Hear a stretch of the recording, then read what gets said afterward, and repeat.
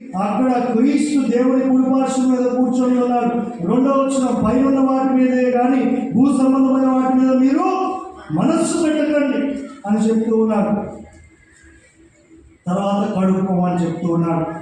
అది ఈ కింద చూడకు అని చెప్తూ ఉన్నాడు. నీ పాత జీవితాన్ని చూడకు అని చెప్పాడు. దాన్ని ఉమ్మివేయి అని చెప్పాడు. మార్కు సువార్త 16:16లో ఏమని చెప్పాడు? నమ్మి బాప్తిజం పొందుకొని నువ్వు కడుక్కో, అప్పుడు నువ్వు రక్షింపబడతావు, దేవుని యొక్క వెలుగు నీ పైకి వస్తుంది, నమ్మని వారికి శిక్ష ఉంది. అపోస్తలుల కార్యాలు 2:38 పేతురు మీరు మారు మనస్సు పొంది మనస్సు మార్చుకొని ఆ గుడ్డోళ్ళ ఉండిపోకుండా నేను మంచి వెలుగును చూడాలి, నేను వెలుగులో బ్రతకాలని మీరు మంచి మనస్సు కలిగి పాప క్షమాపణ నిమిత్తం యేసుక్రీస్తు నామమున బాప్తిస్మము పొందుడి, అప్పుడు మీరు పరిశుద్ధాత్మ అనే వరం పొందుదురు అని చెప్పి ఉన్నాడు. ఇంకొక స్థితిని మనం చూసుకొని మనం ముగించేసుకుందాం. హల్లెలూయా. ఇంకొక గొప్ప